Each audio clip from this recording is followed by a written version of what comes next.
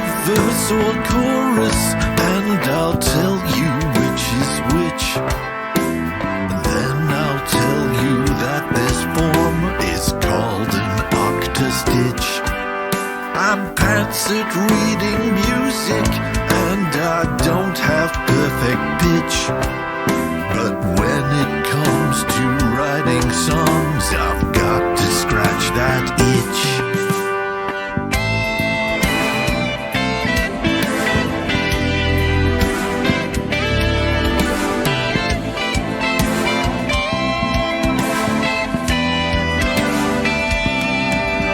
When HFO goes live on air, we all expect a glitch. 'Cause every show I do, I know that I will find a hitch. I'm not expecting what I do to ever make me rich. I'm having fun with making music here right now with you on Twitch.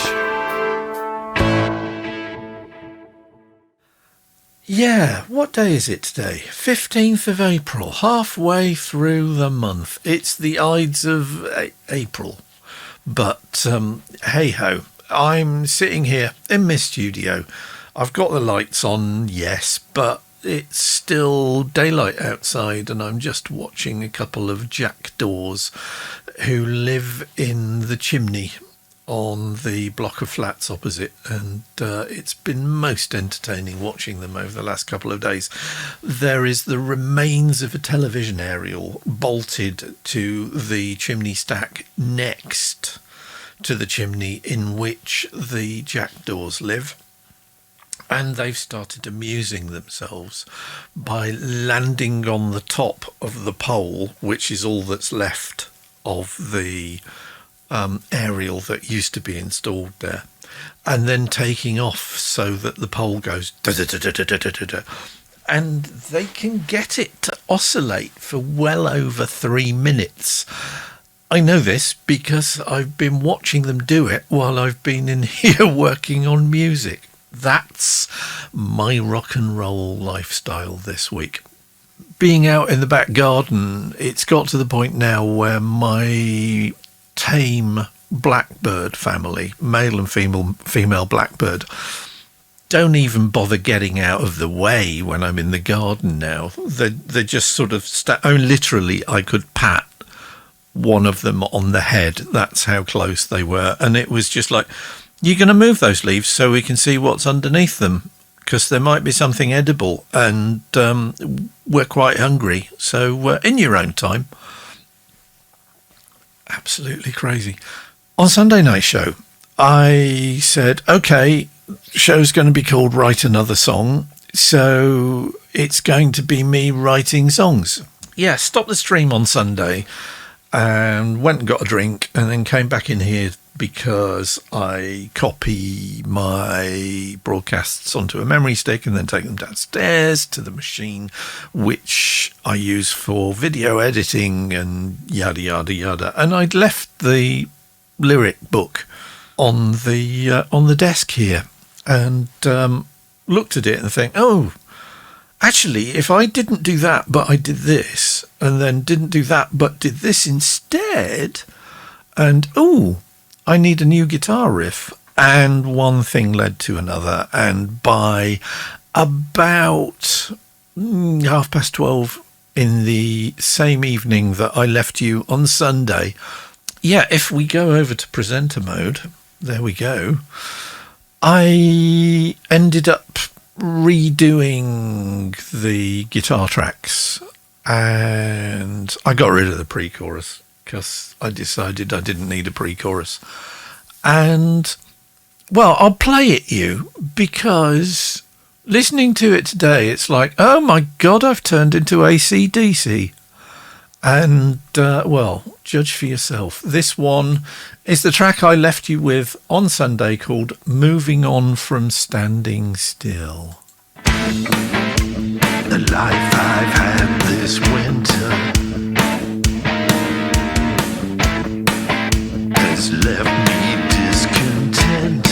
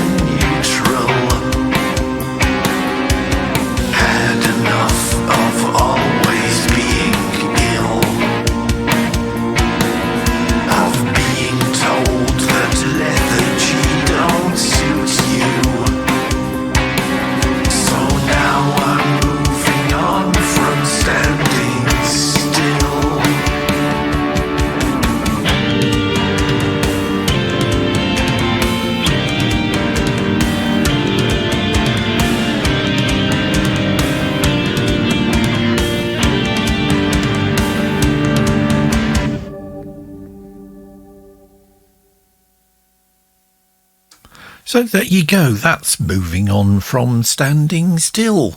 So, yeah, a bit different from how it sounded last Sunday night.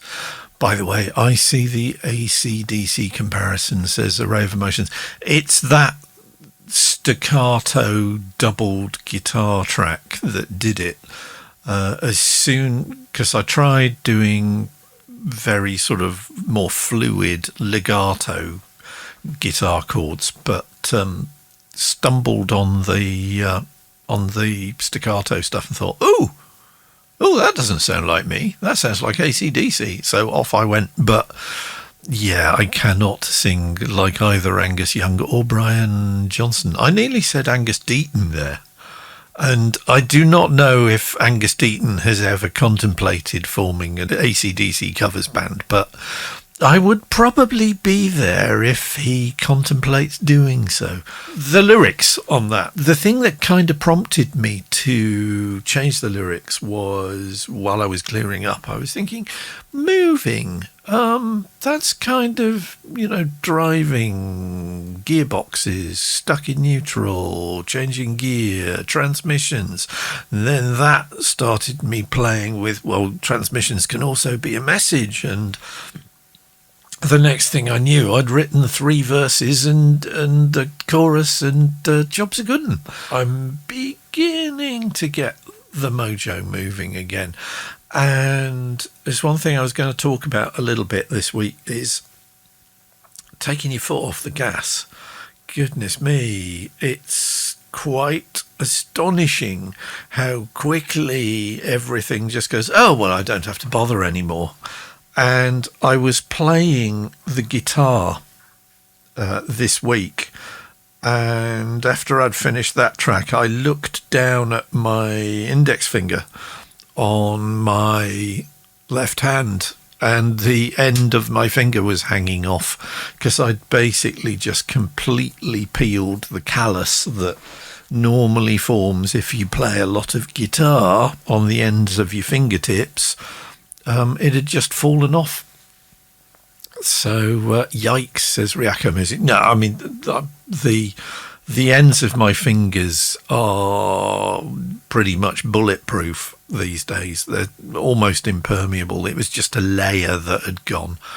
Wobby123 says, double bass player here. Yeah, imagine what I've got and then quadruple it, because I've seen the strings on a double bass.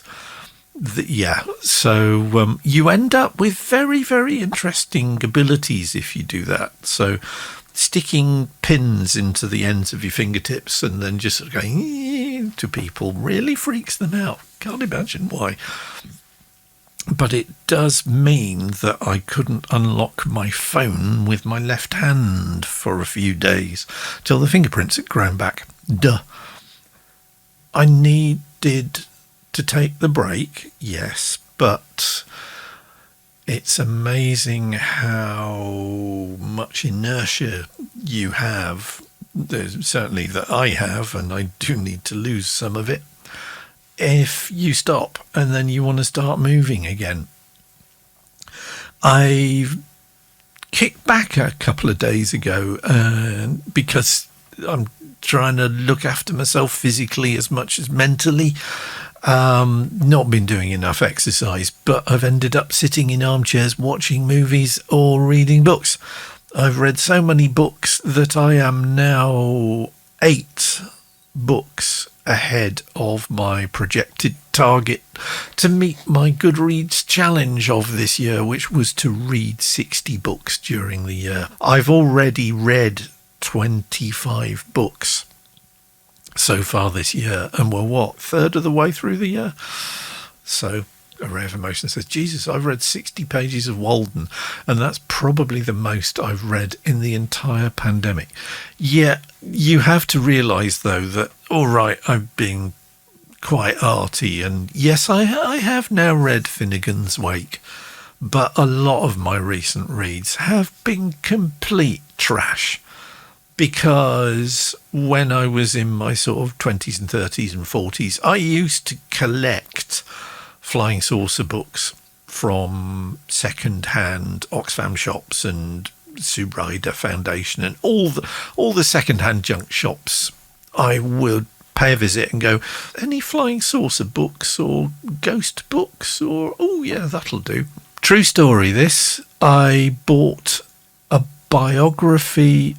autobiography of Uri Geller from a Remaindered Books chain in Yate a few years ago now, and the woman handed the woman at the till the book, and she flipped through it and then looked at it and stopped. I went, oh, I'm going to have to take most of the price off this because somebody's written in it, and handed it back to me apologetically. And I think she eventually charged me like 50p for a book that was going for £5. I got it home and had a look at where she'd pointed out that somebody had indeed written in it. It was Uri Geller's signature. It was a signed copy of the book in purple ink, purple marker pen, which is how I know it probably was Uri Geller who'd signed it. Rev Emotion says, I have a gift certificate for a local bookshop to spend. Any recommendation head first only? Oh, goodness me. Depends what subject you want to investigate. If you want fiction, then I have to say Mike Harrison, that's M. John Harrison's The Sunken Land Begins to Rise Again. It's bloody amazing, and it's all about atmosphere, and it's all about this creeping sense of unreality, and it's effectively a riff on the phrase, I'm out of my depth. And yeah, brilliant book, well worth getting. Non-fiction, God blimey, there's loads of good stuff around at the moment. If you've not read any of the Brain books by Dean Burnett, so there's The Happy Brain and there's The Idiot Brain, they're both brilliant. Storm in a Teacup is a collection of science essays by Dr. Helen Chersky, which is also brilliant. Also, I've got to plug my friend Robin's book, I'm a Joke and So Are You, is his latest book. It's all about the quest for sanity in a world which is increasingly not sane. Rev Emotion says, please don't say Finnegan's Wake. No, I would not inflict that on anyone. I've been rereading a lot of John Alva Keel's work, as I have mentioned many times in the stream over the past 3 or 4 months. And if you're going to get into flying saucers and the sort of stuff that I've been reading in vast quantities over the last couple of months, then John Keel's book Operation Trojan Horse is a great place to start. He basically doesn't believe in the extraterrestrial hypothesis, which is that flying saucers are nuts and bolts machines coming from elsewhere. They're probably, thinks John Keel, something that originates on this planet, but not necessarily in the sort of dimensions or spaces that we normally perceive. It's interesting stuff. I've been hugely enjoying reading complete rubbish. There was a university lecturer in the state who, well, we won't give his real name, even though he passed away a good 10 years ago now, who wrote under the pseudonym Brad Steiger, because that's a good name. If you're going to do anything, you want a pen name that's something along the lines of Brad Steiger, because you know it's going to be macho, and you know that death is going to be on the line when you're reading something by anyone who's called Brad Steiger. So he wrote a book that I read when I was a very young teenager called Flying Saucers Are Hostile. And I thought, you know what, I think it's about time I read that again. Oh dear, not very good.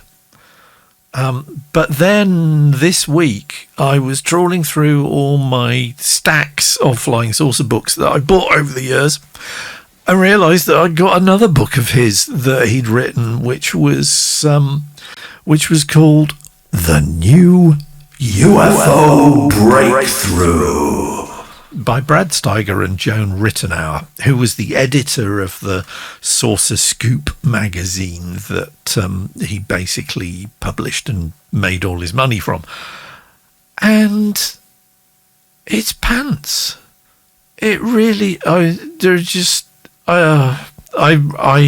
have been entertaining myself writing reviews of the books, what I have read on Goodreads. If you're not aware of Goodreads, it's like a book recommendation site.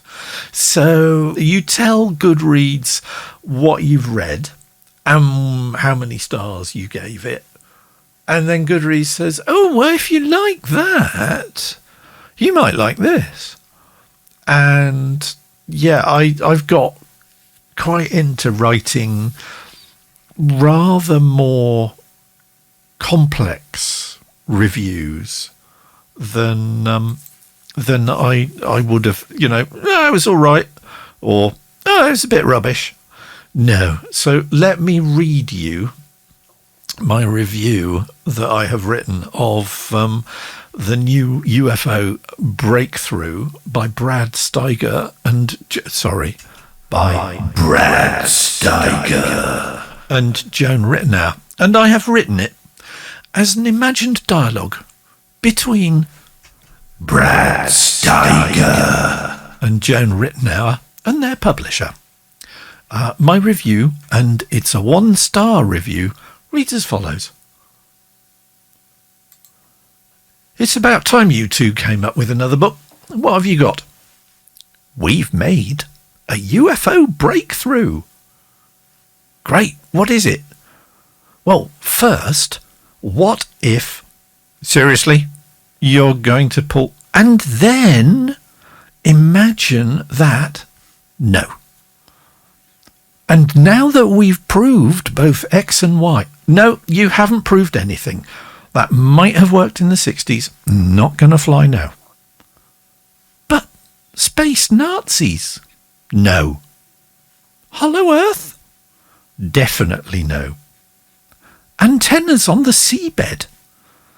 We've talked about this. They're sponges. Immanuel Velikovsky was an idiot who didn't understand basic physics. Please stop. What's your breakthrough?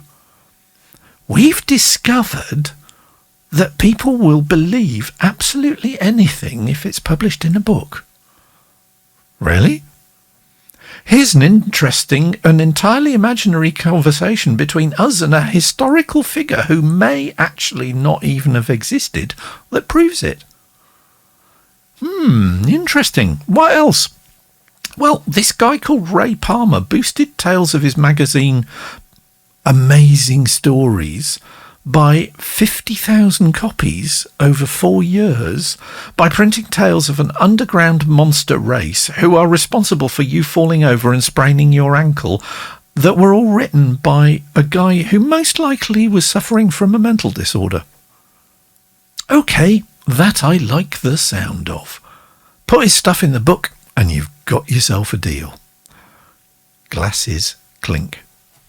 So yes, that was my review of The New UFO Breakthrough by Brad Steiger and Joan Rittenauer, by me, aged 60 3/4. It's commitment. Right, shall we return to music for a while, perhaps? Because, like I was saying, I've been gradually building my momentum back up this week. And like I said on Sunday, that thing about what are the 5 barriers to songwriting, and barrier number 1 was, that was Ableton doing its thing. Barrier number 1 was fear. and the fear of, well, have I lost my mojo? Can I still do this or not? And I kind of eased into it with the AC/DC tribute, and that kind of then led me the next day to sit down and go, right, okay, vocals on that were a bit kind of rough, if the truth be told. And I said on this show that I wanted to kind of push myself a bit more in terms of the vocal line. So what I did with the next track was that the first thing I did was to play a melody line on the guitar that did not remain in the Ableton set, because that melody line, it's like, right, okay, that is what I'm going to sing.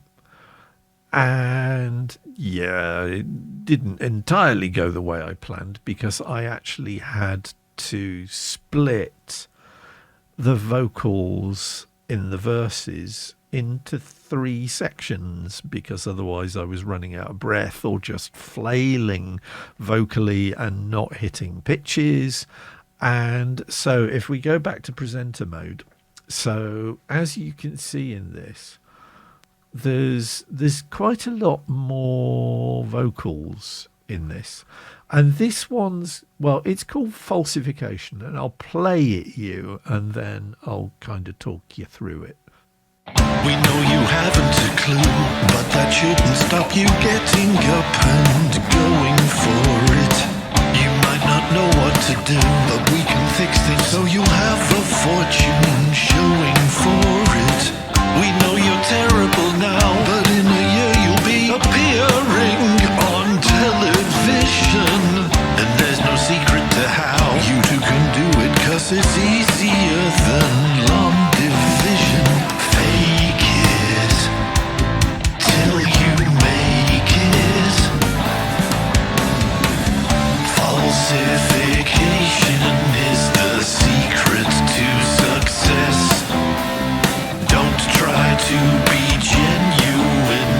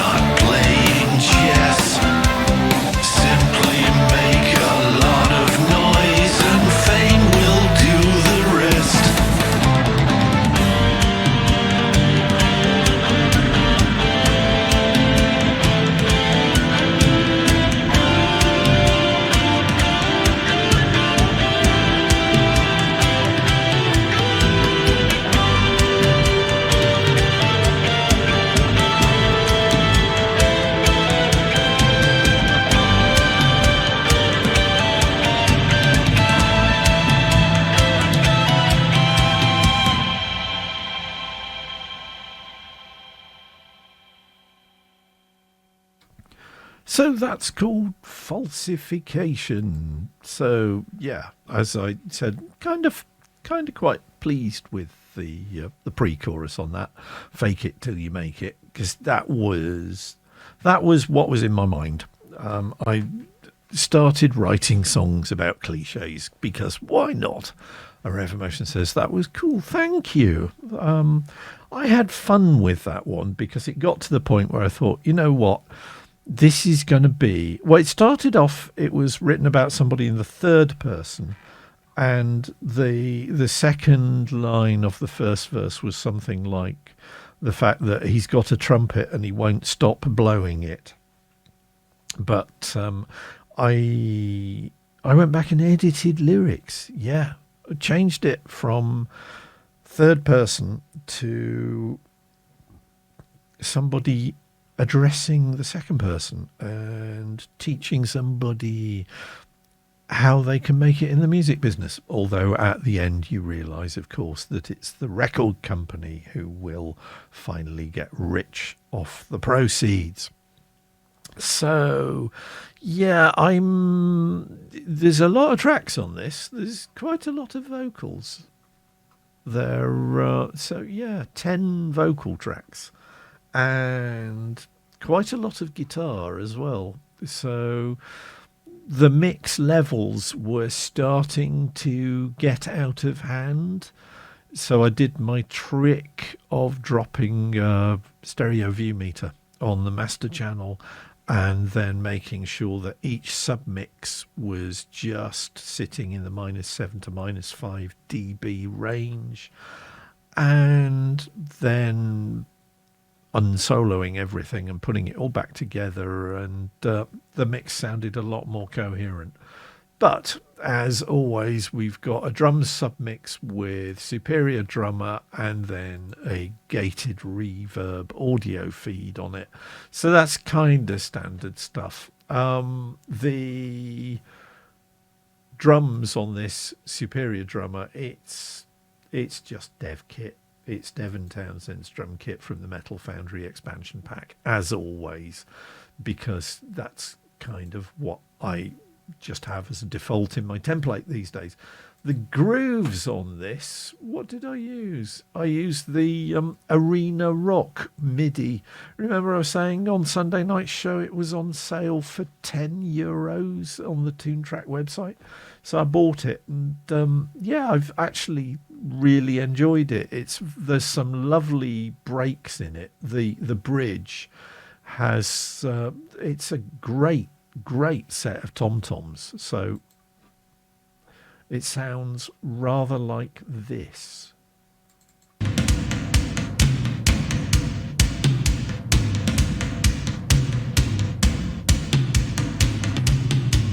And you can just hear the gated reverb hanging on the snare, but it leaves most of the toms alone, which was kind of what I wanted. Guitar wise, yeah, I'm still putting the SSL 4000E channel strip on each of my submixes. So on the bass, it's there. It's just even using the default preset, which I then tweaked. There's the Waves bass limiter, which is controlling my playing. I'm using the clear and dynamic preset on that. The guitars are a little bit more involved. There's Neutron 3 on the submix track, which is basically a sculptor, which is a sort of harmonic exciter type things, even though there's an exciter on the track as well. Equalizer, 2 stages of compression. But on the guitars, one of the guitar tracks actually has the Isotope Vocal Doubler plugin on it, because if you use a Vocal Doubler plugin on a guitar track, it does really interesting things to it. If I solo that particular track, you can hear what I mean. So it's not that track, is it? It's that track. Talk amongst yourselves for a minute. So yeah, so what Vocal Doubler does is it's a mixture of chorus and delay. And yes, I know chorus is a kind of delay, but this is...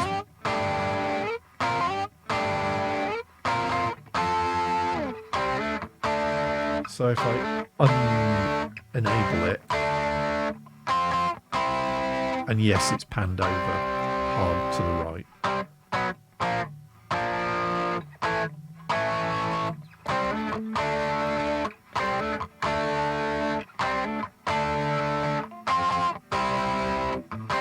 So I can hear a difference, but whether you can on the stream or not, I don't know. It's fairly subtle. So yeah, drums, bass, guitar, and the drums, the bass are just in the center of the mix because that's kind of what you do. The guitars are panned left and right. So if we go back to that guitar, it's actually paired with another guitar track that's doing exactly the same thing but with a more distorted sound.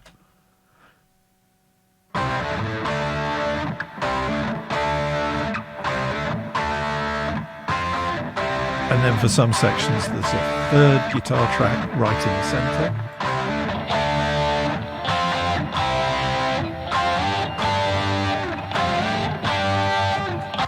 So I mean it's not exactly taxing. A Ray of Emotion says that was cool. Ryako Music says those toms are nice and chunky. They are the dev kit, but again, I hope you've been playing with the drum bus plugin in Live 11 because it's in full effect here. So if we go back to the drums and I just solo the drums, so I'll have to unsolo those. And yes, I have changed Ableton's behavior because the default Ableton behavior is if you solo one track, it unsolos the previous track that you soloed. But you can turn that off in the preferences so that you can solo multiple tracks, which I find much better because I kind of do that a lot when I'm mixing a particular submix. So if we go to the Superior Drummer track, so isn't that how soloing works, says Mike Tango Charlie? Yeah, but soloing, sometimes you want like 2 or 3. I'll show you what I mean about soloing. So the vocal line, single vocal line in this is actually 3 tracks. So we'll cover that in a sec. But if I turn drum bus off, this is dev kit just going into the drums channel strip.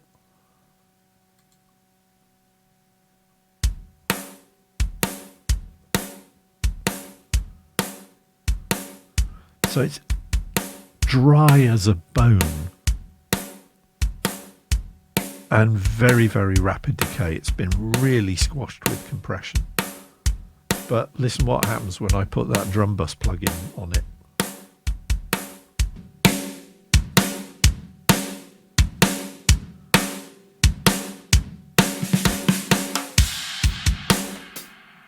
Different set of drums, really.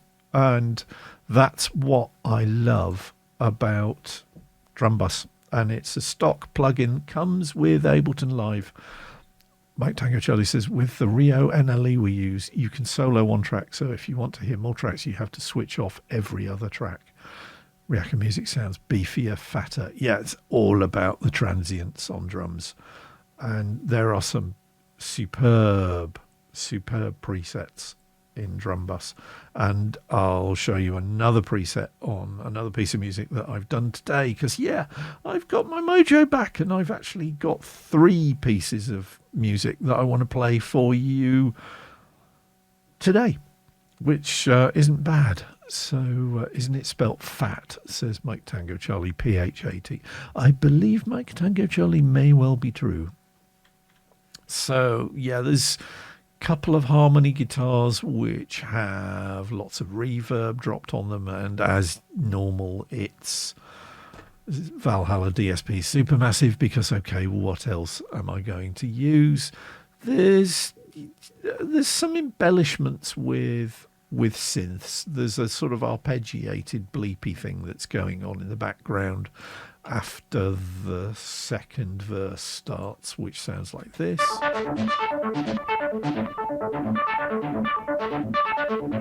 So I want to keep that in the background.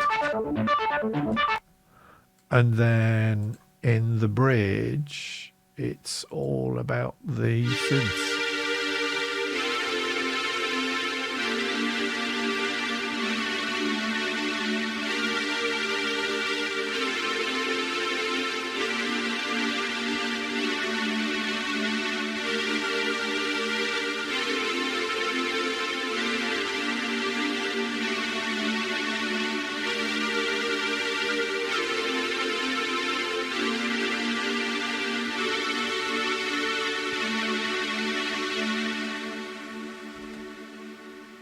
And as you can see there, that's a Waves plugin. So this was one of the synths that I bought. When you bought 3 plugins, you got 1 free. So that was my free plugin from Waves. And Waves are having another sale at the moment. Duh.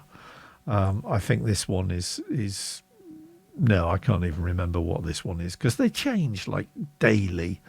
But Elements is actually not a bad little synth, and it's got some nice arpeggiator features, which is the flashy thing that's going on at the bottom there. And as with most decent arpeggiators worth their salt, if you're not wanting 16 beats to the bar in your arpeggiator, you can turn some of them off.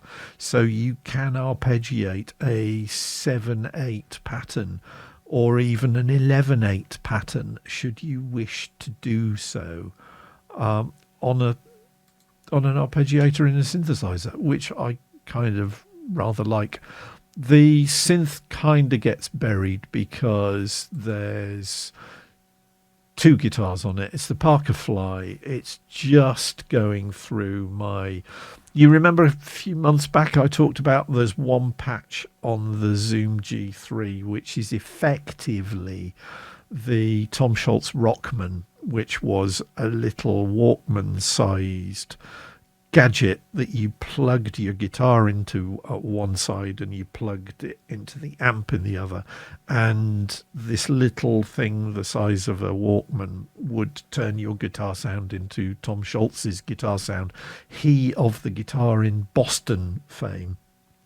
And I've always regretted never buying one. That and the Yamaha DX7 are the 2 pieces of kit that I really, really wish I'd invested in back in the day. But never happened.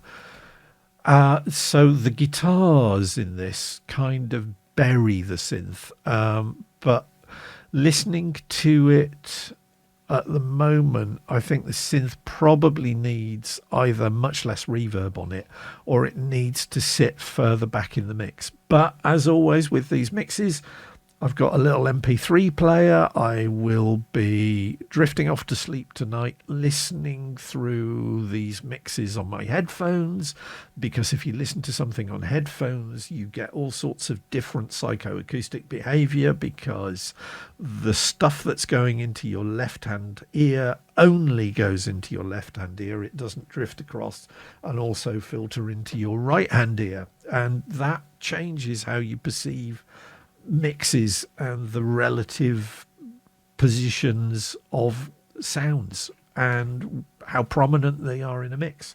And so there's a balance between mixing on monitors like I've got in here and listening on headphones, and it's always good to switch and freshen your ears up so that they pay attention to stuff again, because your ears get tired. They get tired before you get tired, in fact. And particularly if you're mixing stuff that's loud or shouty or very compressed, your ears will get very, very tired very, very quickly. So always give your ears a break, kids. Health warning over. So yeah, I mean, if I play the guitar solo again, because it's my show and I rather like the guitar solo, and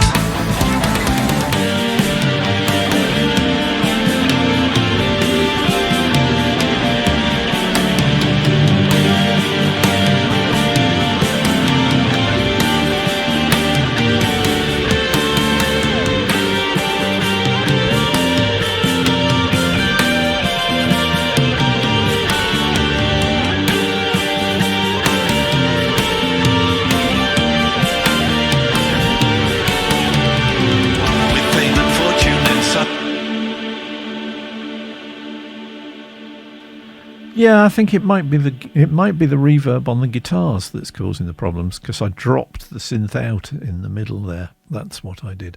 Mike Tango Charlie says, "Why can't you buy one now?"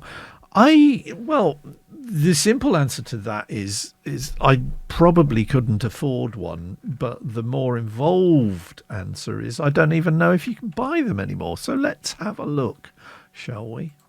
So if I Google Tom Schultz, I can't even remember if I've spelt it wrong. There we go. So a used version, and that's the is that the X100? So 250 quid. Oh, and that's the soloist, so it's not the original. So that's the sort of the earlier version, or the later version of it, that wasn't really the same. So what else have we got? And Dunlop Rockman guitar race. Oh dear. But yeah, so it looks like there's a sort of knockoff available, 89 quid. Oh, look at the review. After trying the original Rockman back in the 80s, this is a bit of a letdown.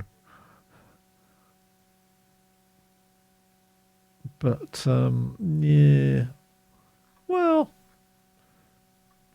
maybe when I'm feeling a bit flush in a few months, that might be a way of doing it. Maybe eBay, says Mike Tango Charlie. Yeah, I think the eBay ones will be going for silly money. But yeah, I might have a delve. You never know. But I do like that super distorted, super compressed, all mids, very little low end, very little treble, because that's what gave Boston their sound. And let's face it, if apart from Bradley Delp's astonishing vocals, it's kind of the guitars that you're going to listen to a Boston album for. Am I right? Anyway, tracks, soloing thereof or not. The reason why you might want to solo more than one track at a time is because of stuff like what I did in the vocals. Because, you know, I was saying on the chat, this is my overly dramatic voice. And the vocals on this, if I solo one vocal track, you can hear, well, you can see pretty much how I've split it up. Because if I just play that verse. Incoherence a must.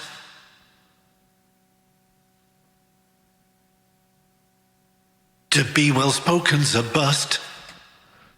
So yeah, I'm basically getting about every third sentence. But if I put the other two tracks that I use for the vocal line in and play it again. Incoherence a must. That way nobody ever knows exactly what you're thinking.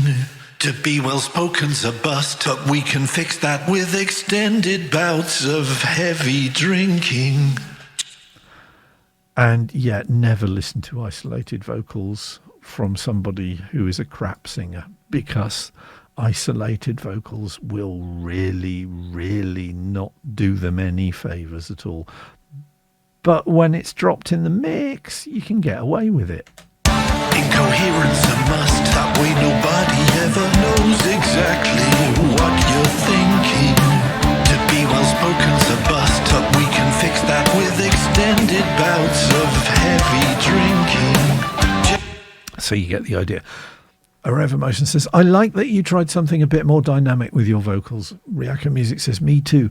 I thank you. And that was a very conscious and painful effort on my part, because the first set of vocals that I recorded was just me in my default less than energetic state at the moment, because, as I say, I've got health issues at the moment, and it's not kind of pain, it's more sore.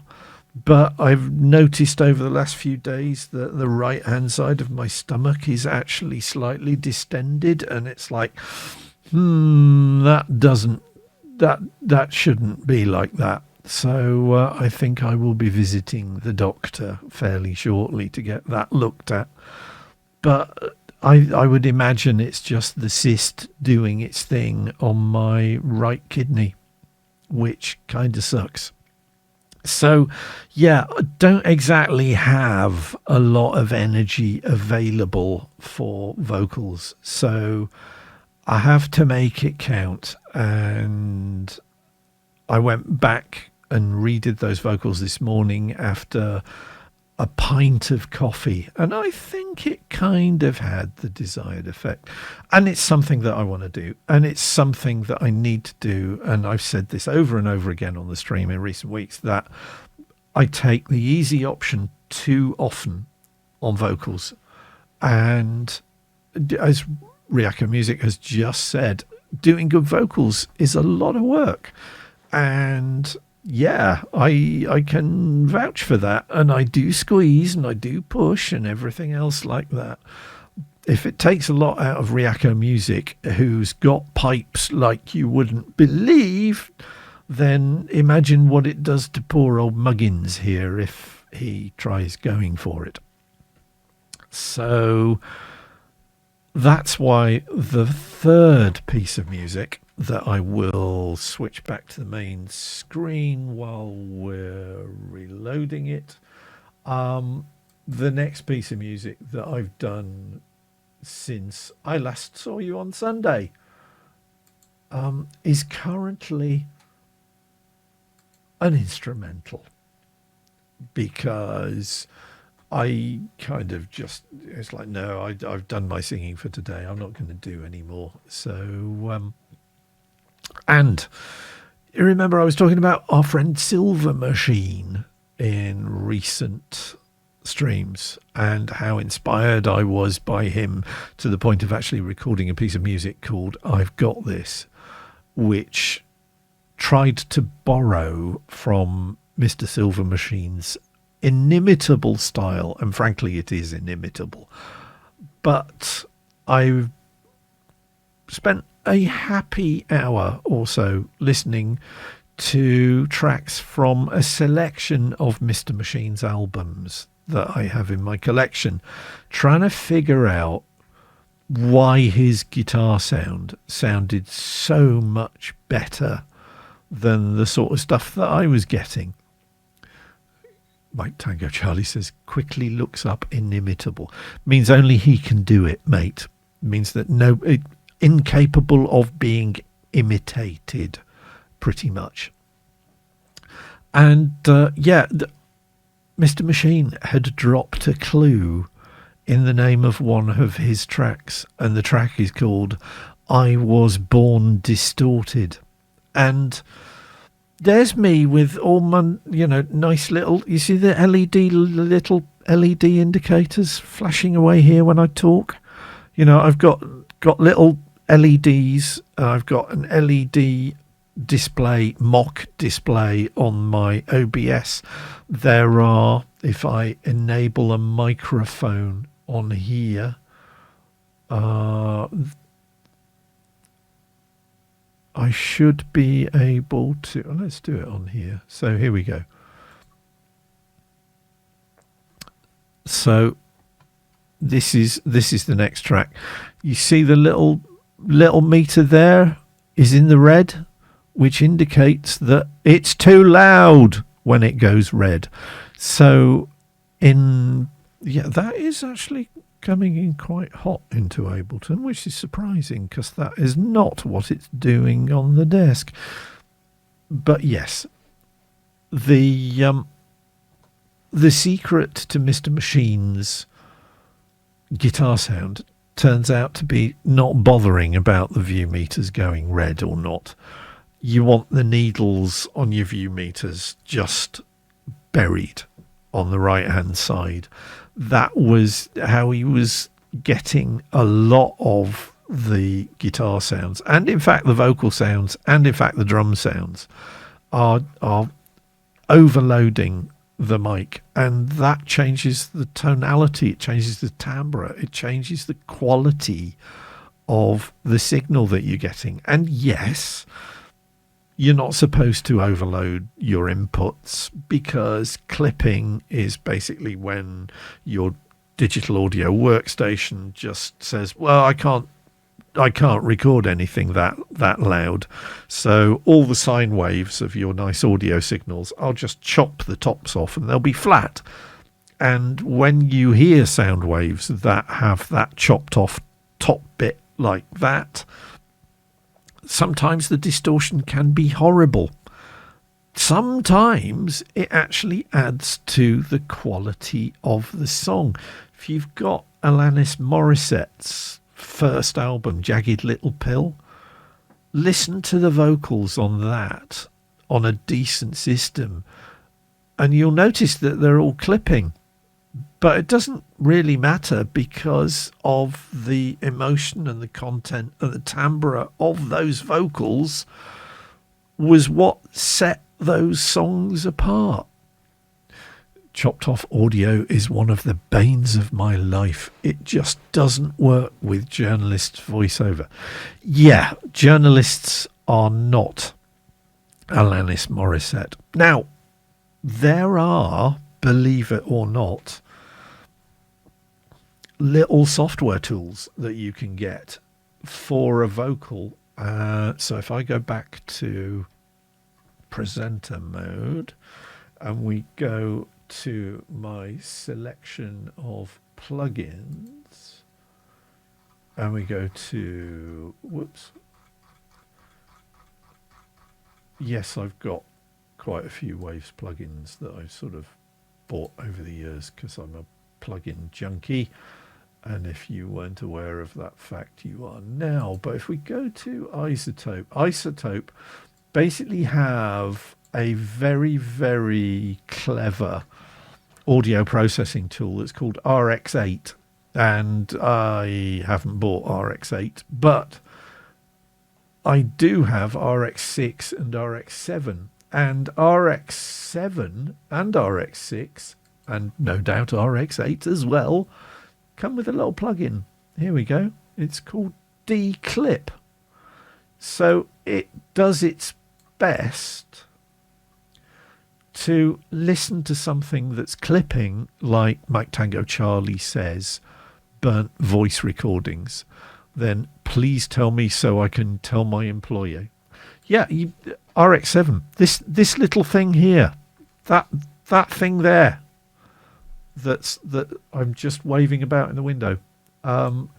It does work surprisingly well, because it effectively sharpens the peaks. Screen capped, says Mike Tango Charlie.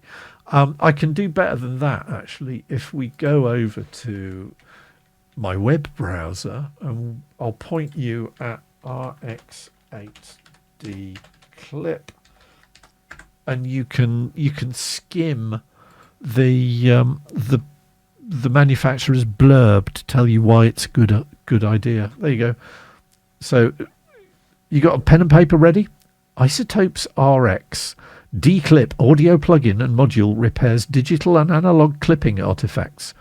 Audio clipping occurs when analog-digital converters are pushed too hard or magnetic tape is oversaturated. D-Clip can be extremely useful for reducing distortion in recordings that were made in a single pass, such as live concerts, interviews, and any audio that cannot be re-recorded. There you go. See? Issue is making it work with Rio. Does Rio work with VSTs? Which VST, Virtual Studio Technology, which I didn't know until, I think it was Paul Rocket, our friend, explained what it was in a previous stream. But yeah, very useful. So Issue is making it work with Rio. The other thing is that you can just use RX as a standalone program. So you literally just put a WAV file in and just click on, please fix this, RX. And RX will go, oh dear, there's terrible mains hum at 50 hertz there. I'll get rid of that. Oh, and there's a reversing lorry going beep, beep, beep, beep halfway through your interview. I'll remove that as well. Yes, it really is that clever. It can do that. So it is worth doing. I don't know, says Mike Tango Charlie. Our system is a mix of software systems that I don't think were designed to work together. Oh, like that's never happened. I got parachuted into, NATS, the what used to be the National Air Traffic Control Service in 2010, many years ago, because they said, well, we've got about half a dozen systems and we're not entirely sure how they all talk to each other and we need somebody to document them. And I set 2, and it turned out there were like over 50 different systems that somebody go, oh, I've just written a program that does this bit, and somebody else had written a program that did something else bit, and they all talked to each other and nobody had documented it. So I did, and it was quite entertaining because 3 days after I arrived at their headquarters, the Iceland volcano erupted and you had to battle through the car park, which was full of television news crews for the first 3 or 4 weeks. But it made for an interesting assignment, I can tell you that. Mike Tango Charlie says, mismatched systems is what you want with vehicles travelling at 600 miles an hour. Indeed. Yes, through volcanic ash clouds. But no, it all worked very well. But there was usually one chap who was normally called Bert, who was the only person in the company who knew what the software was and why it had existed in the first place. So you had to track down all these different Berts and talk to them about what the programming philosophy was and what it interacted with and what data it exchanged with other things. And then you could actually write it down and start to put together a data flow diagram. It's fascinating stuff. Mike Tango Charlie says, did you know that Britain's nuclear deterrent is running on Windows XP? Mate, back in the day, Britain's nuclear radioactivity watchdog, the system that detected the Chernobyl event days before the Russians admitted that it had taken place, last time I looked at it, we're still running Windows 95. All right, that was a few years ago, but if it's not broken, don't fix it, because it wasn't talking to anything else. It wasn't networked. So, yeah, that's the way systems go. So how on earth did we get onto that subject? Never mind. Distortion. Sometimes it's a bad thing, but as you can see from the guitars in this, I just decided, well, what would it sound like if I just sort of buried the needle on the guitars? And this track is not, well, it's sort of in progress. I'm not entirely sure it actually needs vocals. Maybe I'll just do a sort of histrionic guitar solo over the top of it. But this track is called Less Than Subtle.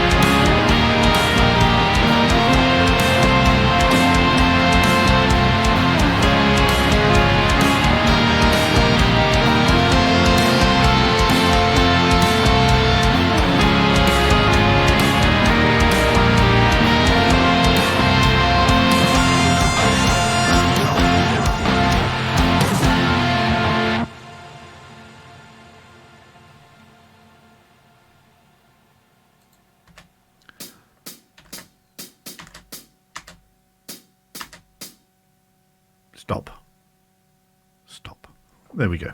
That was less than subtle. And it was less than subtle, quite frankly. Mel said, oh, nice guitars. Thank you. The guitars on this, I wasn't using most of the pedals that I have at my feet. Instead, what I have is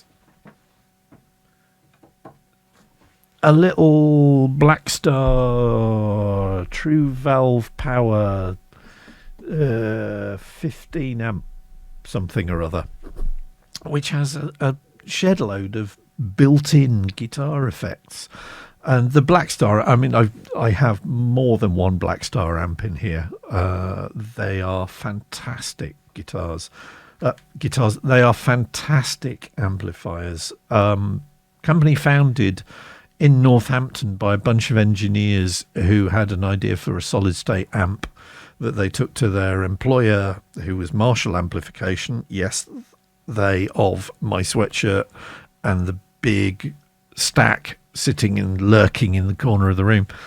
Marshall weren't interested. So the Blackstar guys basically set up their own company and started eating Marshall's lunch. And Marshall have been playing catch up pretty much ever since. But the guitars on this, yes, they are very, very, very hot in the desk. So if I just solo one of the guitar tracks.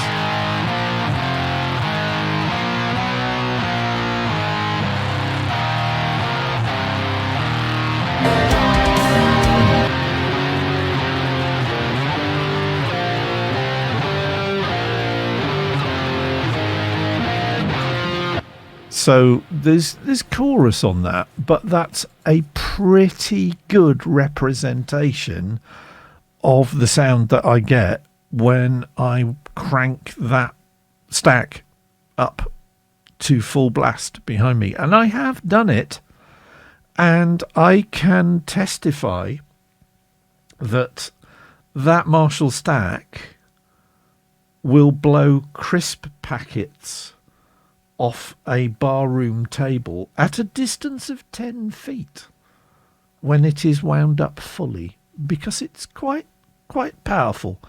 I actually bought it, as I've said on the stream before, from Thin Lizzy Limited after Phil Lynott died. And it's the cabinets. Marshall's made two varieties of cabinets, the 4x12 variety, which come the square and the slope, where the top speakers are slightly angled upwards to avail the wall of sound effect at audiences in balconies. But Marshall cabs came in two flavours, and they may still do, but so this is knowledge that I'm now talking is about 40 years out of date. But there were the 1960s and the 1982s, and the 1960s were rated at about 200 watts root mean squared. So they would produce quite a diffuse wall of sound that would come out and fan out. But the 1982 cabs were rated at 320 watts root mean squared. And the sound that came out of those cabinets, like the one behind me, would be focused, so that it was very much a tighter beam, if you like. And yeah, we were prattling about rehearsing for a gig when I was a keyboard player, and I somehow managed to get my keyboards and the stack in the car at the same time. And the guitarist in the band goes, well, come on then, what's it sound like on full? And we all hid behind it and then leaned in front to turn it up. And I literally went like that. And one of the tables in the pub rehearsal room where we were playing our music, that was next to the M25, the bell, by the Bell roundabout near St Albans, if you're wondering where it was we watched as all the crisp packets on the tables just gently wafted off the far side of the tables and fell to the floor. So it was just, as Mike Tango Charlie says, it was like the opening scene from Back to the Future. Not only that, sir,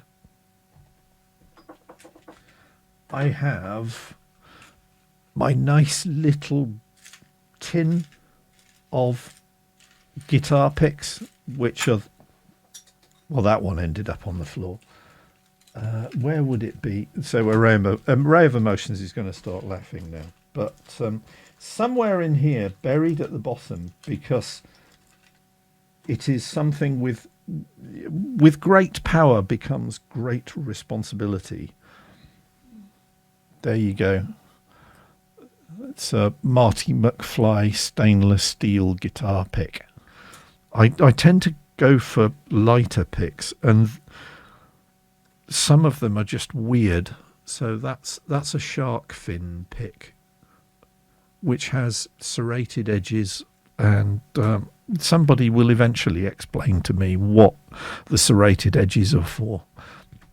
Reformation says you could probably sell those on Etsy or something. Yeah, probably not. The press itself is so cheap that pretty much anybody who's going to want bespoke guitar picks like that is going to have one. And B, it's actually not very good. The finishing requires a certain amount of sanding on the edges, because if you just get them straight off the pick, they're a bit funny, and the edges do tend to lift a bit. You can't really see that on that cheesy camera, so I'm not even going to explain. So yes, there are lots of guitars on this, 8 in fact, and it didn't start off going that way, but yeah, all the guitars didn't use the Zoom effects pedal at all. It's all the different guitar sounds are coming out of the Black Star amp that I've got on my right here, and it does a fairly mean selection of different sounds with its inbuilt effects.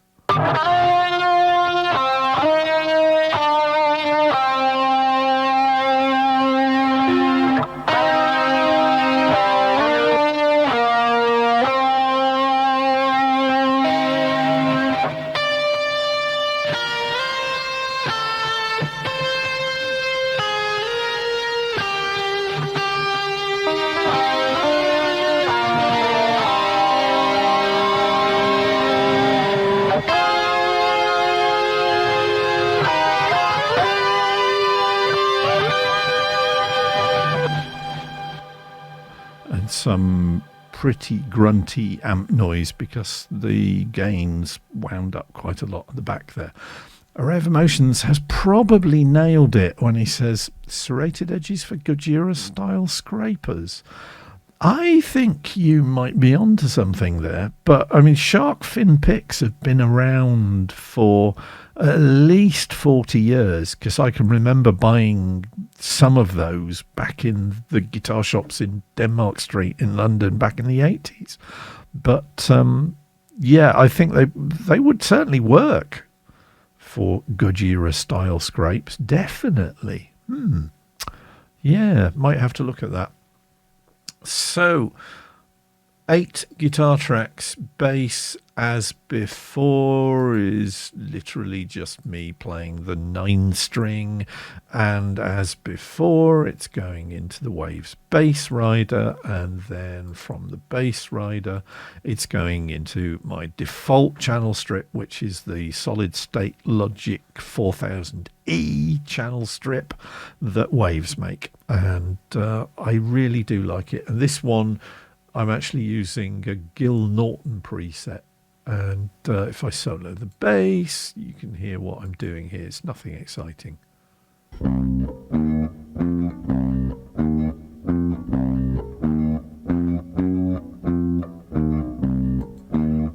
Because sometimes you just want the bass to put in the work so that everybody else can shine. Reformation says you can use that idea on your next track free of charge. May well do that, sir. May well do that. Mike Tango Charlie says Mission Impossible. Yeah, well, if it was 5 beats to the bar. See, not a lot of people... Well, I say not a lot of people know this. Not a lot of people tend to notice the fact that the original version of the Mission Impossible theme tune was in 5/4. Da, da, da, da, da, da, da, da. 5 beats to the bar. So when U2 brought out their version for the Mission Impossible movie with Tom Cruise and shoehorned it into 4 beats to the bar, I think people should be forced to dance to the 5/4 version of it. And it is possible. And one of the world's greatest proponents of ridiculous time signatures, Mr. Robert Fripp, once made an entire album called The League of Gentlemen, which was described by the aforementioned Mr. Fripp as dance music for people with intelligent feet. So, yeah, it is kind of Mission Impossible-y, the bass in this, isn't it, really?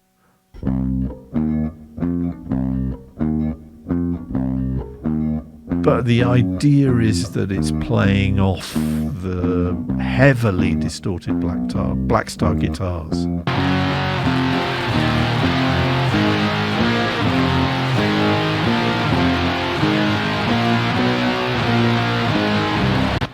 And it's interesting, actually, because Mike Tango Charlie has been complaining about the fact that in his job, signals clip a lot, and he hates having to try and get audible audio out of something that's clipping nastily. And that guitar in the right-hand channel, I can actually hear the clipping on it. I don't know if you can, but if I just solo it and play it,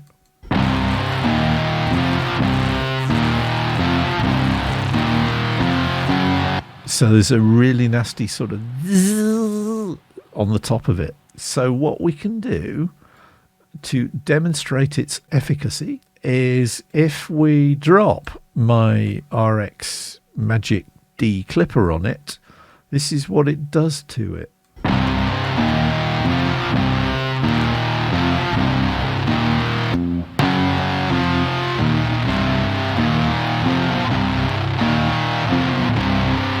Does quite a good job, doesn't it, Mike Tango Charlie?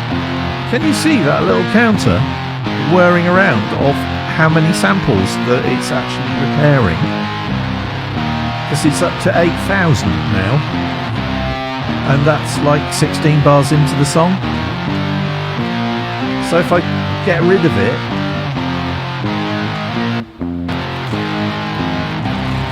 you hear the clipping again. So it does a fairly decent job. That's a difference, says Araya Lesteban. Yeah, the Isotope, they're good. Whether I'd pay, what is it, $20 a month for access to updates rather than just buying a bundle every couple of years, I'm not so sure, because Isotope have basically moved to the subscription model, just as a lot of people are going on social media going, yeah, I've had enough of the subscription model with Adobe Creative Cloud and I'm using product Y instead now. I've seen several people on my my timeline in social medias doing that this week, and one of them was a guy called Richard Littler, who you may know if you're familiar with the Scarfolk website, magazine, books, and everything else, because he used to use Adobe Creative Cloud. He went, no, I'm just not bothering now. And he switched to the GNU image manipulation program. And because everybody says, yes, but it doesn't do what Photoshop does. And he said, well, yeah, but you can get this plugin that basically turns it into Photoshop. And it's like, ooh, I might have to install that plugin because I'm a bit of a GIMP, GNU image manipulation program. GIMP. Don't GNU don't Google GIMP unless you're prepared to get some very strange results. So yeah, still not decided whether I'm going to do vocals in there. I probably will, because I want to push my vocals a bit. And as you were saying earlier, you quite like the fact that I'm trying to do different things with my voice. So I probably will do vocals. But I couldn't resist dropping some synths in here. So what we have synth-wise is just a bit of an arpeggiated bass line. And again, it's just using the stock MIDI arpeggiator plugin that comes with Ableton. And I think I ended up using FM8. No, it was the CZV on this. So Arturia's emulation of the Casio CZ101 and the Casio CZ1000, which is my favorite bass synthesizer for arpeggiating. And yes, I've thrown it into Isotope's Trash 2, which is a bonkers distortion program. And if you keep an eye on Plugin Boutique, every 3 months or so you can normally pick up Trash 2 for like $20, because Isotope, their normal retail prices are, shall we say, not cheap. So always wait for the bundle deals, because that's what I do. And I picked up their bonkers synthesizer, which is called Iris 2, which is based on a lot of the technology that was used in the RX Noise Fixer program. Picked that one up for like £9. So Plugin Boutique and VST Buzz and all those other plugin deals websites, sign yourself up for them. If you are on a limited budget, as God knows I certainly am these days, then those websites are a lifesaver, because they offer some brilliant offers, brilliant pieces of software for your digital audio workstation at like 90% off the regular retail price. It's always worth keeping an eye on what's going on in those websites. But so the arpeggiaty stuff is this.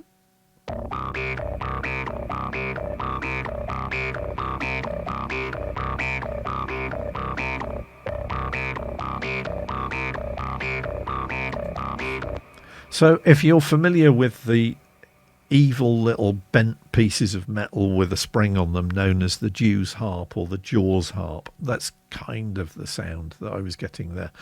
But that wasn't enough, so I then decided that I had to go on full-on Deep Purple John Lord and wheel out the Hammond B3. So I did, and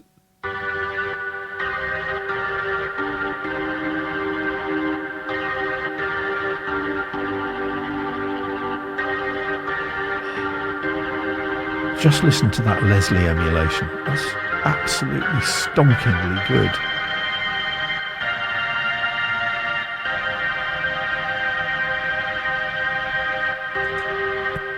And you say I'd name drop John Lord there, but that preset, I think, if it's the one I think it is actually an ELP reference, because I think it's Tarkus. Yes, it is. So Emerson, Lake and Palmer, prog rock trio. Sadly, only Carl Palmer is still with us, but they were the first band that I listened to that I said, I need to find out more about this band and buy their records. And as our household didn't even possess a record player at the time, that was a fairly serious commitment.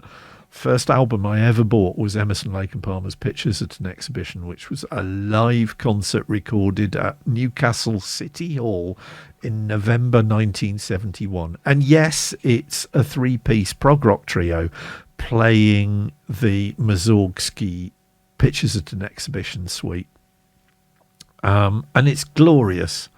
And then they drop into blues, and there's multiple Hammond abuse by Mr. Keith Emerson, who at one point actually does stick daggers into his keyboard to keep the notes held, because they didn't have sustain pedals on Hammonds back in the day. But yeah, fantastically. That instrument looks like it'd be fun to play in its physical form. Yeah, as I say, you can actually get Pictures at an Exhibition on DVD, but it's weird for me watching it because that album, first album I ever bought, I know it intimately from the fade in at the beginning of the concert. The DVD is from a different night. So the performance is the same tracks, and the crowd are still just as enthusiastic, and the band are just as great, but it's not the album. And it's like having dropped through into a parallel universe. So can you imagine sort of waking up one day and putting on an album that you are intimately familiar with and suddenly thinking, what the hell's this? This isn't the album I know. And that is the reaction that I have watching the DVD of Pictures at an Exhibition. But to get to the point that I was going to make about performance and what a Royal Esteban says, absolutely true. They are huge fun if you are a showman on the caliber of Mr. Keith Emerson, because at one point he gets it feeding back and he lifts it up so that it's pivoting on the front right-hand leg. That's the only thing that's in contact with the stage. And he basically pivots it like a top to manipulate the tone of the feedback that the thing's giving. And then he just lets it drop. And you get this immense crash and wall of noise. It's, yeah, if you've not, I'm sure it's on YouTube. I'm sure you can find a copy of this. The DVD came out, and it is literally one of these magic discs that has the CD on one side and the DVD on the other side. And depending on what side you put it in the player, it plays either one or the other. But it is not the original vinyl release. But it is well worth checking out just to see what Keith Emerson did with a Hammond B3 back in the day, which is why, you know, this thing has this glorious tone to it.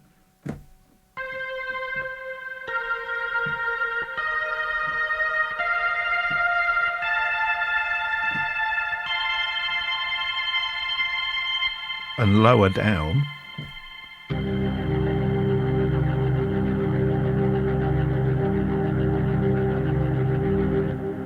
so just in case you don't know what a Leslie is basically a speaker enclosure about the size of a washing machine that all the prog rock players used to play their Hammond through.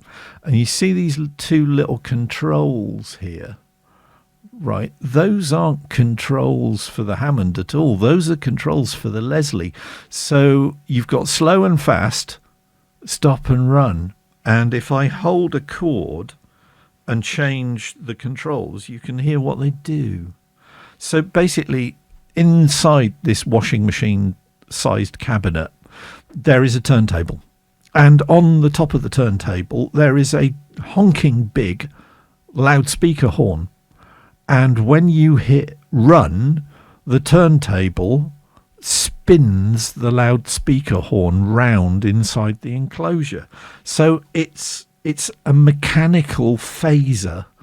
So if I have it set to stop and play the chord and then set it to run, listen to it kick in.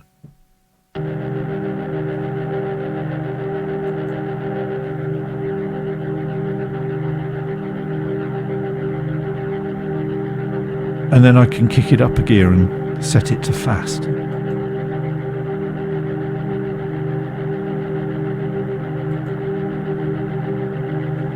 It's mad. Absolutely mad. Mike Tango Charlie says, that sounds pretty steampunk. You betcha. But, I mean, these things when did Leslie speakers start?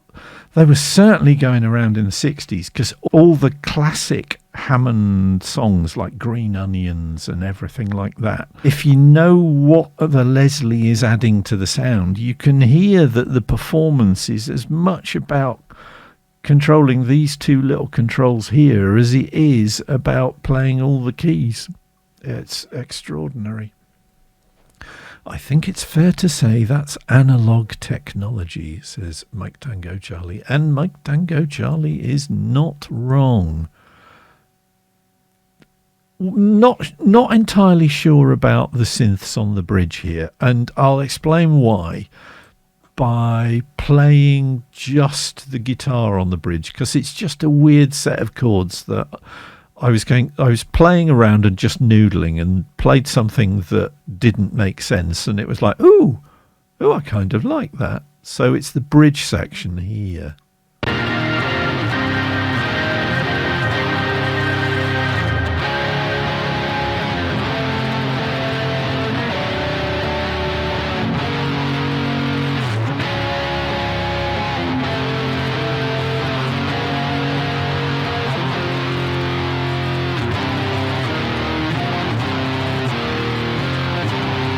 So it's the Black Star true valve power imitation of a Marshall stack on full tilt that's really adding to the timbre of that guitar sound. But I ended up putting a sort of lead synth line over it, which sounds like this.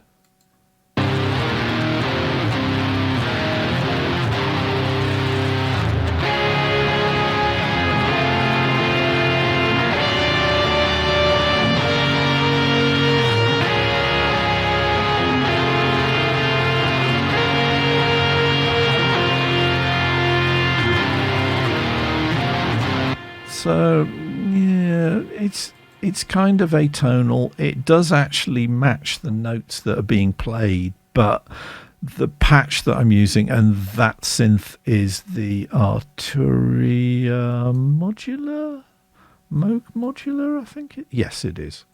So it's Arturia's emulation. In other words, their software's doing calculations as to how much voltage would go down each part of the circuit, even down to the little cables in the plug bay and everything else, rather than a sampler, which would be just to set the modular synthesizer up and play notes at varying timbres and pitches to then play back. So with this, you can literally just plug and program it like you would the real thing. And Keith Emerson used to tour with one of these as well as the Hammond B3, and it's the size of a large wardrobe, but he would tour with it as you know, why shouldn't he? But it's purposely detuned. It's too detuned. It's a bit wonky. So might have to rethink that. But we're definitely, I'm going to keep the D clip on that particular guitar track because it really did help it. As I said before you joined us, I'm kind of trying to get my head back into a music and producing headspace, which it has not been in since February album writing month stopped. Back at, well, strangely enough, at the back of February. I've been taking part sort of in stealth mode on 5090, the prequel, where you write 50 songs in the 90 days from April the 4th to July the 3rd. And then 5090, the madness itself, kicks off on July the 4th. And I will then be attempting to write another 50 songs in the 90 days between July the 4th and October the 1st. So basically, I have learnt through March that my well-being suffers if I am not in here making music. And nice as that is, and I love sharing it with you, I need to balance that fact by the point that my fitness tracker over the last few days, well, how many days? Yeah. So I have just broken 1,000 steps today, and I don't even think I broke 1,000 steps yesterday. I am just not in a physically good place, and I need to get more exercise. All right, Esteban says, me too. I've been through that since Naso Almo last year, but it's weird because I've actually improved. When I look back, it's like I was changing and I thought I was worse. But looking back, I've improved defo, even if I feel iffy about my production now. I know, right? It's crazy, isn't it? After 5090 stopped, right? And because that was back in the days when I literally had a metal frame of a bunk bed like yay high over my head, and every time I got up out of the chair I would cut my head open. So this room was, well, it was a death trap, but also it looked nothing like it does now. And when 5090 came to a close, I basically said, okay, I'm going to pull everything out of this room, and I ordered a bespoke studio desk, which I'd been thinking about doing for the best part of 30 years, but last year, with the pandemic and everything, it got to the point where I just said to myself, look, if I don't do this now, when I've got the perfect opportunity to not only do it, but also take full advantage of it, then when am I going to do it?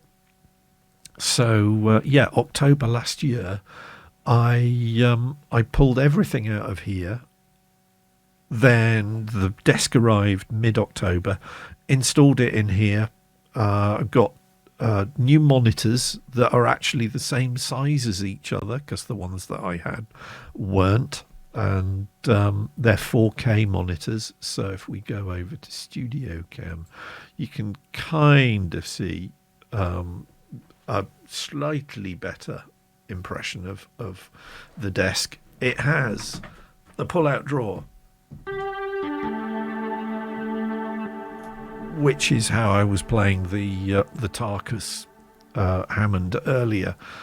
But I didn't bother with acoustic treatment because I'm a book nerd, and I'd read many years ago that one of the best acoustic treatments that you can have for a room is bookshelves, because he said, pointing at the one wall that doesn't have bookshelves on it, because they've got very, very uneven surfaces, and they break up the sound, they break up the reflections, and the room is actually pretty darn good just with that acoustic treatment on. Riaka Music says, definitely. To Mike Tango Charlie's comment, I think cutting your head open is a good motivating factor. Really is. And it's funny how it also, well, I mean, it's not funny, it's basic physics. Strangely enough, having a mattress that sits about a foot over your monitors really, really does weird things to the sound. So my mixes changed completely when I had everything back in here with proper monitors and everything else. But to get to the point that I was making, that was prompted by Arroyo Esteban's comment, once I got all this stuff, it was like, okay, how does all this new keyboard and everything work?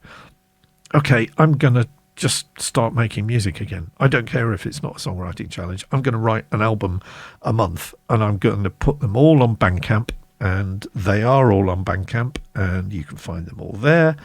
And I said, okay, I'll pick one or two tools every month and make an album that uses them in every track.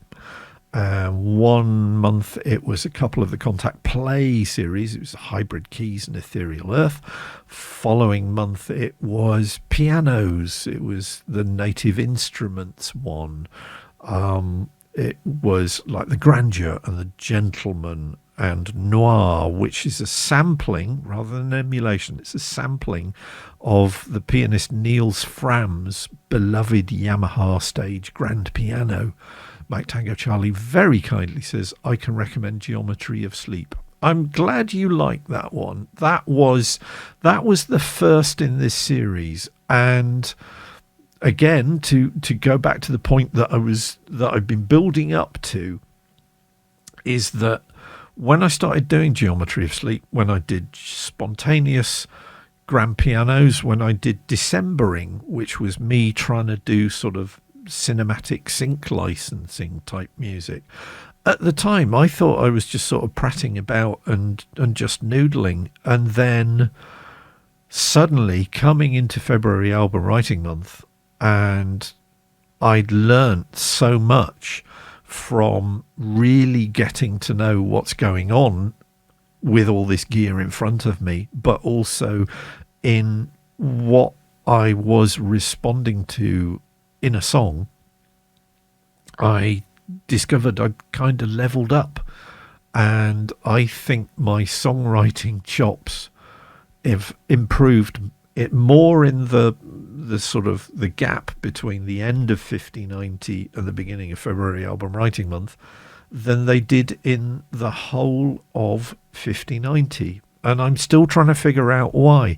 Whether it was just because new gear, whether it was because with no mattress to deaden the sound and with not being overcome with a sense of claustrophobia, whether it be just not suffering from regular head injuries every time I forgot where I wasn't stood up and cut my head open.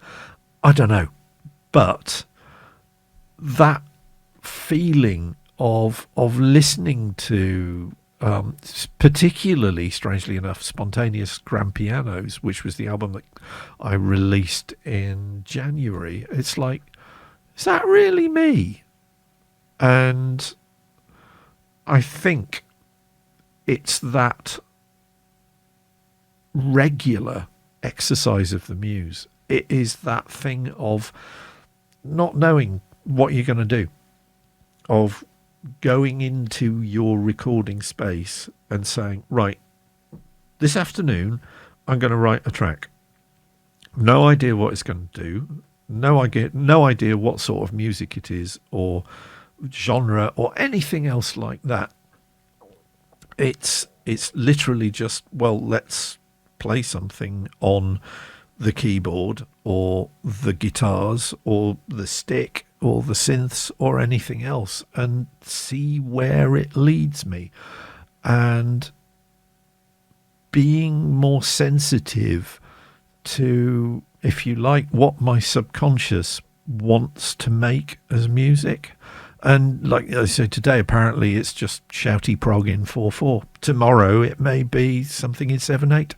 Who knows? All right, Elastaban says, yep, I had that. Is That Really Me with a few of my Naso Almo songs, and also Form. It's such a great feeling. And quite frankly, we need great feelings at the moment, because even with lockdown beginning to ease and our glorious Prime Minister saying, well, of course it does mean more people will die. It's like, well, in that case, has it not occurred to you that maybe it might be a better idea if they didn't? So, yeah, sorry, let's not go into the politics. Music is love. Yes, absolutely. Absolutely. And Mike Tango Charlie says, 4/4 Shouty Prog is my next band's name. They will do well, definitely. I am here for 4/4 Shouty Prog. I'm here for Shouty Prog in all time signatures, although irrational time signatures. In other words, time signatures that do not consist of an even number on the bottom half of the time signature symbol. So like 3/7. These time signatures do exist. Fortunately, Ableton does not let me write songs in those time signatures. Mike Tango Charlie says, I still think I Am Sad. So Very, Very Sad is the best song of all time. I don't know that one, mate. If you think that's the best song of all time, I really need to find out what that song is. It lasts 2 seconds. That's kind of my sort of... So, I mean, I'm a huge They Might Be Giants fan. And over the years, They Might Be Giants have released a number of somewhat curtailed short songs. Scott Pilgrim. I've even got the film downstairs. I don't have the soundtrack album, but I do have the film. I must watch that again. That is such a great film. And Alison Pill. Good Lord.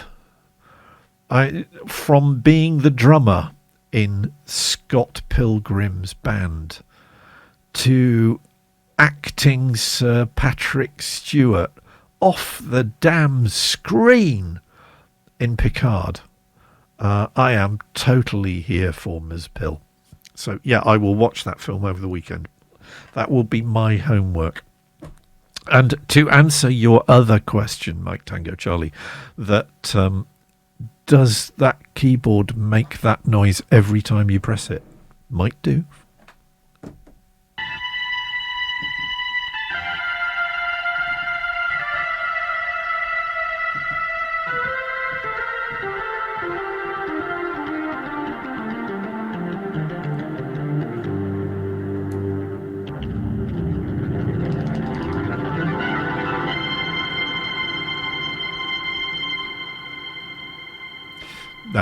Actually, it drives whatever synth I have with... Well, if I scroll that up, you see that little red dot there? That's the track in my DAW that's currently armed for record. So and there are two types of tracks in my DAW, right? There's MIDI tracks, which is what all the synthesizers are, and then there's audio tracks, which is like all my vocals and my guitars are.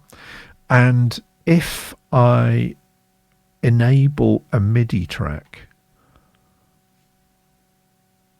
then the keyboard starts playing whatever synth I have loaded for that particular MIDI track.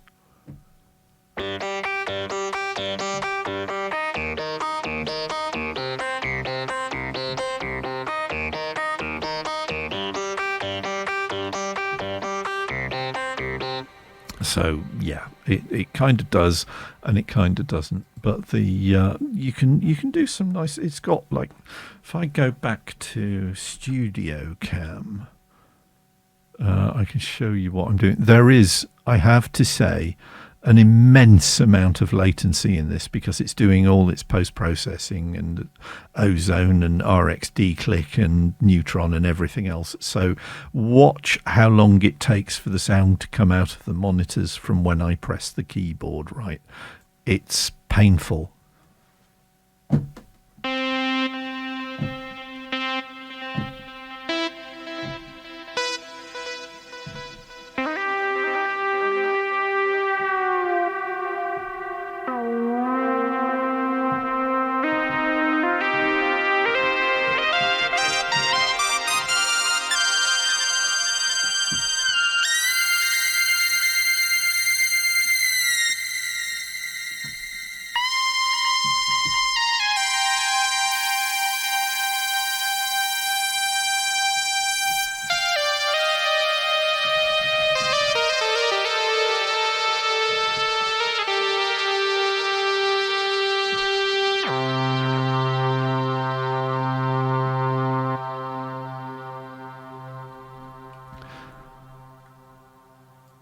Huge fun.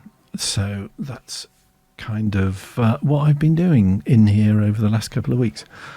Mike Tango Charlie says, I'm mildly obsessed with the movie and the comic. I kind of wanted to live in the Scott Pilgrim universe. All right, Esteban says, watched a song cover in a dingy bar uptown. It was a 1-second song, and I think it was a swear word. We're talking Lawnmower Death here, aren't we? Or Napalm Death would record 2-second songs. No, They Might Be Giants wrote a song that is still one of my favourites that is 8 seconds long, and it just consists of... Well, it doesn't just consist of John Flansburgh shouting out minimum wage, but there's a whole orchestral accompaniment to it and a whip crack. So if you do not have a copy of They Might Be Giants, 1990 seminal release, Flood, then get yourself a copy. It is just some of the funniest, wittiest, quirkiest, daftest, engaging songwriting that you will ever hear. And as Mike Tango Charlie rightly says, Birdhouse in Your Soul was my matriculation year's song. Fantastic. And it was Napalm Death. Brilliant. They're a fantastic band. I love Napalm Death. I was on a car trip many years ago, and it might have been Jonathan Ross or perhaps Stephen Wright on Radio 2. And he played a Napalm Death track on Radio 2. And I was so shocked, I nearly crashed my car. Brilliant, brilliant band. Array of Emotion says, I really need to explore more of their music. A lot of their stuff now is on Bandcamp. But yeah, they are fantastic. It is a little known fact that the theme tune to Austin Powers, the Dr. Evil theme, is actually They Might Be Giants. And John Flansburgh's other half, Robin Goldie Goldwasser, is doing the vocals and doing a blinding Shirley Bassey imitation. But yes, that is They Might Be Giants. But they've got a new album out at the moment, and it's one of these really sort of niche, boutique, glorious artifact things. It's called Book, and I want it, but it's like $70. But, you know, they've got to eat too. So anyway, Mike Tango Charlie says, also big audio dynamites down at the Globe. So many great pieces of music.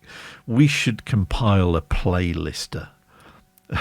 Mike Tango Charlie says, narrator, it's not a book. Actually, it is a book. It is a physical book, and it's got pages and text in it and everything, but there's like CDs and vinyl tucked in at the end. But yeah, it's glorious. I will own a copy, but I couldn't afford the pre-order, which was like $10 off.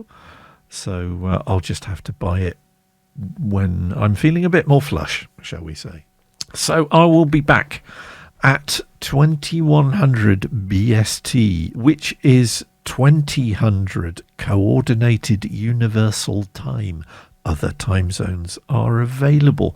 So that's Sunday at 9 UK time. I will be running the Write Another Song show, and it'll be episode 3. And once again, I will be attempting to write another song live on camera in here in the studio on Sunday night. Let's see if we can get a little bit further along with the song's development than we did with last Sunday's show. I will also be back here a week from today on Thursday at 19:30 BST for another Twitch live stream, headfirst only television show of some nondescript nature that hasn't had a title in the 48 weeks that I've been doing it. We are closing in. It's not going to be all that long until this show is celebrating its first birthday. And that just strikes me as something that I really, really did not see coming. But I'm enjoying myself. I'm having huge fun doing this. I am hoping that it makes your lives a little bit nicer and a little less sucky as a result of me making a fool of myself and occasionally coming up with bits of music that on a good day with a following wind can actually sound okay. Array of Emotion says, Mike Tango Charlie, that doesn't seem right, but maybe it is. 2000 Zulu time. Zulu time is UTC. Yeah, that's right. That is right. Mike Tango Charlie says, I'm pretty sure I could drive to your place in 2 or 3 hours if there wasn't a bridge. If there was a bridge across the channel. Oh, wouldn't that be lovely if we could all just get in the car and drive to see each other? Because I miss you guys. For a Royal Esteban who may not be aware of this fact, I've known Riako Music and Array of Emotions and Mike Tango Charlie for over a decade now. It's quite scary, but yeah, we've even made pop videos together and dressed up as characters from Star Trek because that's how we roll. Anyway, until Sunday night, whatever you're doing, Wobby, sorry, see you, says Wobby. Yes, it's okay. I'm here for background noise or interaction or just having some distraction. Mike Tango Charlie says, I still have the uniform. So do I. And it actually fits me a lot better now than it did when we shot that video. Oh, believe me. Maybe when the next series of Picard launches, I do the stream in uniform. That could be something to look forward to, I think. Array Emotion says, I think mine probably fits worse now. Yeah, well, that's just good living, and the fact that you are in your 30s is when it really hits, and suddenly it's like, oh, this is not how things used to be, and take it as one who knows. But I'm in my third set of 30s now, aren't I? So I've done 0 to 30, which is my first set of 30s.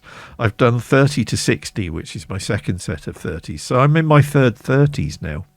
Cool. Oh, Riaka Music says, too bad Chubbs can't join us. Oh, yes, I do miss that guy. He was a good Star Trek cat, and he rocked a decent Star Trek uniform. He really did. Whatever you're doing over the rest of this week and over the weekend and over the coming week, please obey social distancing rules. Please wear a damn mask because they still save lives. Please stay well. Please stay safe. Please stay sane. Please stay Wayne, whoever Wayne is. But until Mike Tango Charlie says, that means I'm in my second set of 20s, maybe. Yeah, that's the way I look at it. Works for me. All right, folks. I will see you next time. Take care. Love you all. And thank you for joining me once again on Head First Only Television. Bye-bye.